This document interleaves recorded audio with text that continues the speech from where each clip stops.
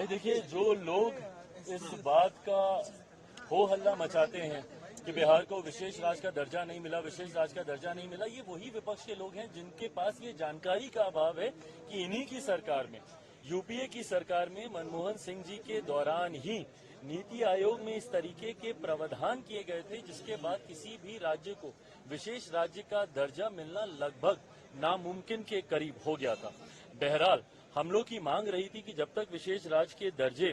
का दर्जा हम लोग को नहीं मिलता, स्पेशल पैकेजेस हम लोग को दिए जाएं। मैं धन्यवाद करूंगा मेरे प्रधानमंत्री आदरणीय नरेंद्र मोदी जी का, मैं धन्यवाद करूंगा हमारी वित्त मंत्री आदरणीय निर्मला सीतारमण जी का कि उन्होंने बिहार को जिस तरीके से स्पेशल पैकेजेस देकर, और मेरे लिए बिहारी होने के नाते खुशी की बात है, और मेरी पार्टी लोक जनशक्ति पार्टी रामविलास ने हमेशा बिहार फर्स्ट बिहारी फर्स्ट के विजन के साथ आगे बढ़ने का काम किया है। इस बजट में बिहार फर्स्ट बिहारी फर्स्ट को भी धरातल पर उतारने के प्रावधान दिए गए हैं। जहां एक तरफ इंफ्रास्ट्रक्चर इसमें मजबूती देने का काम किया गया है, वहां पे ब्रिजेस बना के, वहां पे क्या कहते हैं मेडिकल कॉलेजेस की बात हो, वहां पे एयरपोर्ट्स की बात हो, तो जहां एक तरफ बिहार के इंफ्रास्ट्रक्चर को मजबूत किया गया है, वहीं वहां की अर्थव्यवस्था को मजबूत देने के लिए वहां पे अलग अलग राज्यों में गया हो, राजगीर हो, अलग अलग राज्यों में जिस तरीके से टूरिज्म को भी वहां पे बढ़ावा देने के लिए प्रावधान किए गए हैं, जिस तरीके से बाढ़ की एक बहुत बड़ी समस्या जिससे हम लोग हमेशा दशकों से हम लोग परेशान रहे हैं,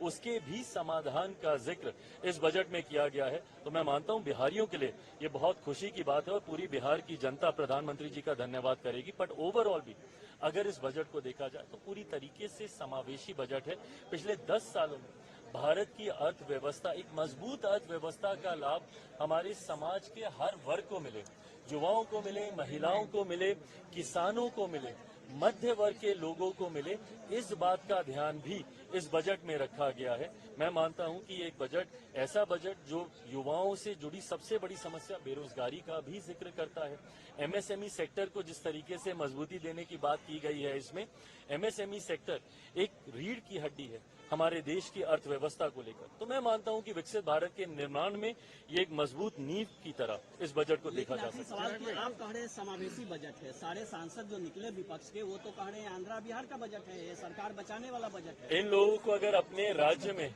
अगर गरीब नहीं दिखते, अपने राज्य में अगर इनको किसान नहीं दिखते, अपने राज्य में इनको मध्य वर्ग के लोग नहीं दिखते, अपने राज्य में इनको महिलाएं नहीं दिखती या युवा नहीं दिखते, तो मैं इनकी सोच के ऊपर कोई टिप्पणी नहीं करूंगा। जब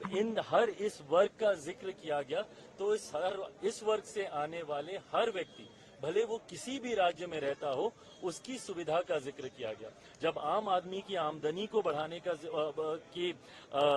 बचाव को जो वो बचत करता है उसको बढ़ाने का जिक्र किया, तो ये हर राज्य के व्यक्ति का जिक्र किया गया। पर अगर इसमें उनको उनके राज्य का जिक्र नहीं दिखता तो ये उनकी सोच हो सकती है।